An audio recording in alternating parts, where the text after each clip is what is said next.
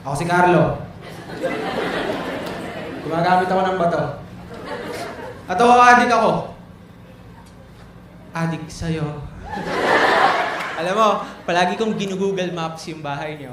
Number 31B, Palyokan West, Batangas City. At palagi sa aking biyahe pa uwi, hindi maaaring hindi ako pipilit na dumungaw sa bintana ng jeep para masilip ang loob ng compound niyo. Tinatanaw ko ang bintana ng iyong kwarto. Pinapangarap kung kailan mo kaya ako imbitahan pumasok sa loob ng bahay niyo. Kailan mo kaya ako iimbitahan maging bahagi ng buhay mo? Kailan mo kaya ako ipapakilala sa nanay at tatay mo? Eto po si Carlo. Adik sa akin to. Pag di pa to tumigil, papakasalan ko to. Ako yung bodyguard na hindi bayad. Yung Anghel de la Guardiang hindi nakakalipad. Ako ang pinakamasidhimong fan. Mala House Speaker Pantaleon Alvarez kay Duterte. Kahit mali na, susundan. Ako ang anino mo sa school, sa gym, sa public library, sa church, sa mall, ultimo, sa pag-grocery. Sarap siguro ikwento sa mga magiging apo natin to, no? Kung paano nagsimula tayo sa pagsasalisihan sa mga pasilyo ng surf, breeze, at tide. Hanggang nauwi tayo sa You May Now Kiss the Bride. Pero sa tuwing mapapalapit ang pag-orbit ko sa'yo ng kahit ilang metro, may malakas kang gravity na humihila ng milyong-milyong asteroids at bumabagsak sila sa utak ko. Winawasak ang aking pagiging kalmado. Napapraning ako paano pag ganito. Para pag sinabi mo to, para pag tinanong mo kung ako nga yung naglalagay ng Graham ball sa bag mo. Ganun lang talaga kasi sinasamba kita kaya kailangan may alay. Para pag tinawagan mo yung cellphone number na palagi nagte-text sa'yo ng kung ano-ano. Halimbawa, I think I shall never see a line as lovely as the line where the sky meets the sea. Until I saw your kilay. Para pag tinawagan mo yung cellphone number na palagi nagte-text sa'yo ng kung ano-ano at nag-ring yung cellphone ko sa harap mo. Paano kapag yung nabisto na punong-puno ng mga saved images mula sa Facebook profile mo ang memory card ko? Paano pag ganito? Para pag sinabi mo to, para pag... Pasensya, hindi ko naman motibo matakot ka sa mga text, sulat, saraha, at watataps na natatanggap mo mula sa akin. Hindi naman para maging sakit ako ng ulo mo o maging sanhi ng di pagtulog mo. Kaya ako lang naman ginagawa lahat ng to para maramdaman mong palagi may nagbibigay halaga sa'yo. Na sa malupit na mundong ito ay may isang ako, isang anino na bumabagtas sa bawat landas na nilalakaran mo at hindi ka papayagan masaktan. Kahit ikaw, sinasaktan mo ko. Oo, sinasaktan mo ko sa mga pagwawalang kibo, sa mga pagsasawalang bahala. Hindi porke sanay ka na hindi sa akin mag-reply, ay sanay na rin ako na hindi maghintay. At akala mo, hindi ko nakikita yung mga love letter kong pinaghihirapan, dinidiretso mo lang sa basurahan. Sayang naman yung lettering. Alam mo, minsan nilagay ko na lang doon, alamat ng saging, total, alam ko namang hindi mo rin babasahin.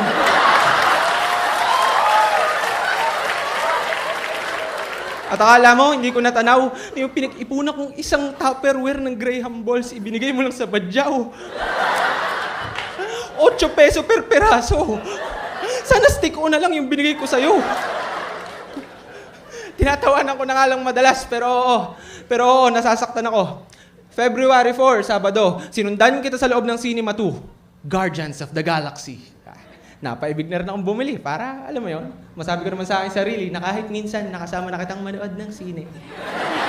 Kahit di tayo magkatabi, pumwesto ko sa silila eksakto sa likuran mo at nang naamoy ko ang malapi words back sa patalastas ng downy na halimuyak na mga bulaklak na bumabalot sa iyo, may kung anong baliw na ideya. Yung anit ko ay bumuka at parang cartoons may lumabas na bumbilya. Ting!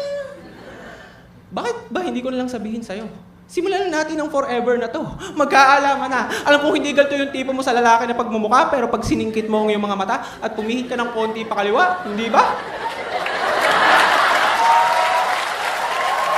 Hindi ba medyo Daniel Padilla? Pero bago pa ako nakapagsalita, may tumabi na sa'yo.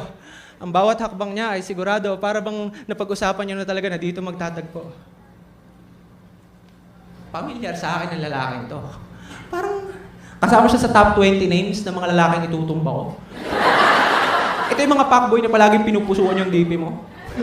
Habang ang mga bida sa pelikula ay tinatangkang ang kalawakan lay isalba.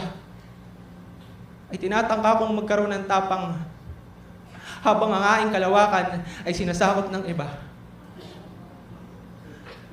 Hindi ba ito sakop ng anti-piracy law?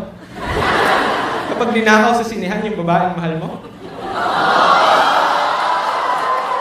Hindi ko na natapos yung pelikula. Hindi ko na natapos yung pelikula na malayan ko na lang din nila ako ng aking mga paa sa isang lugar na palagi ko nakikita pero hindi pa nakakapunta.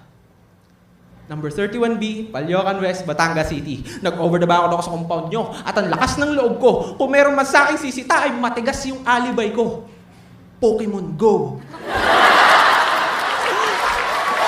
At sa impact na nga yung pagbagsak ay may kung anong humigpit na tornilyo. Hindi mo naman kailangan mauntog para matauhan. Minsan sapat nang mahulog sa taas na 4 na metro. Sa puntong yon, ko napagtanto na ang tanga-tanga ko. Ang dami-daming isda sa karagatan, ba't nagpapaka-spicy sardines ako sa'yo? Bakit ako naging isang Ash na na-stuck sa isang Pikachu? Na ang dami-dami kong pagpipilian pero palaging I choose you. Nasayang lang ang effort, ang oras, ang 5 piso araw-araw na pag-agats biwaks ko. Ilang legendary Pokemon na kaya nakalampas sa akin kakasunod-sunod ko sa'yo. Kailangan ko maghabol. I gotta catch them all. At dito nagsisimula ang kwento ng pagka-addict ko sa bato at ng pagre-rehab ng sarili ko mula sa pagkahibang sayo. So nagpaikot-ikot ako sa paligid-ligid ng bahay nyo. Selfie, ganyan. Check ko yung mga pinto. At natuklasan ko na bukas yung bintana ng banyo ninyo. At may nakapatong na bato. Yung panghilod. Kinuha ko to. Remembrance, souvenir, memento, kontento na ako dito. Hindi ko man nakuha yung puso mo. Nakuha ko naman yung panghilod mo.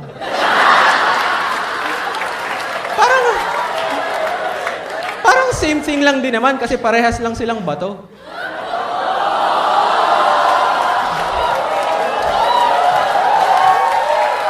Kinakabahan lang talaga ako kapag gumagamit ako. Kasi bukod sa posibilidad na sa tatay mo pala to. Ang talagang punto nitong tula ay kung gaano kadali ang mapagkamalan sa mga panahong ito. Ako si Carlo, gumagamit ako ng bato. Ang tanging hiling ko, pag isang araw lumabas sa balita na tagpuan ang duguan kong katawang nakabulagta, hindi ka manahimik magkibit balikat o mag-iwas ng mata. Dahil kung masakit na nga ang magmahal ng isang tao na hindi ka gusto, baby, mas masakit ang mamatay sa isang bayang walang pakialam sa'yo.